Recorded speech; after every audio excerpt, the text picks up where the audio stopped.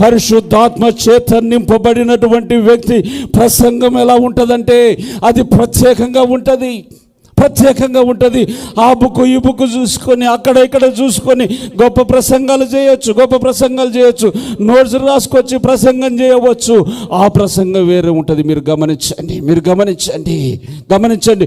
మోకాళ్ళ మీద నిలబడి మోకాళ్ళ అనుభవంతో ఆయన దగ్గర కనిపెట్టి ప్రార్థించి పరిశుద్ధాత్మ ద్వారా పొందుకొని పరిశుద్ధాత్మ అభిషేకం ద్వారా బోధించేటువంటి ఉపదేశం వేరు ఉంటుంది. నాకు ఇష్టమైనటువంటి ప్రసంగం చేయాలి కదా. ఈరోజు ప్రసంగం చేస్తే దద్దరిల్లిపోవాలి, అందరూ మాట్లాడుకోవాలి. నా గురించి యాషమేసా గురించి కాదు, నా గురించి మాట్లాడుకోవాలి, నా గురించి గొప్ప వెళ్ళిపోవాలి, నా పరిస్థితులు మారిపోవాలి. ఎవ్వరికి తెలియని సబ్జెక్టు కొత్తగా చెప్తాను.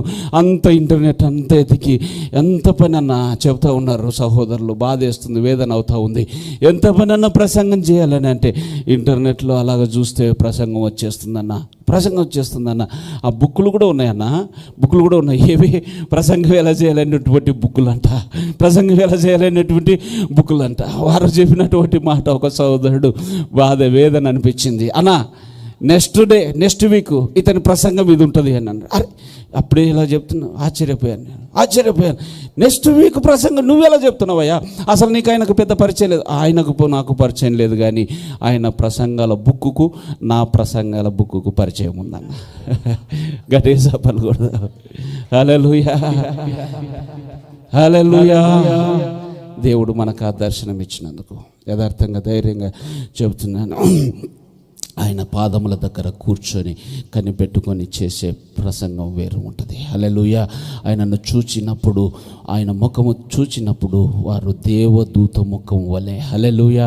ఆ ప్రసంగము మనుష్య జ్ఞానం వలన పుట్టినది కాదని అక్కడ ఉన్న వాళ్ళు చెప్పుకునేటువంటి ప్రసంగమై ఉంటుంది. లేకపోతే ఆయన బ్రతుకుకు వాని ప్రసంగం నాకు తేడా ఉంది గనక ఈ ప్రసంగము పరిశుద్ధాత్మని ద్వారా పొందుకోలేడు గనక ఎక్కడి నుంచి రావాలి?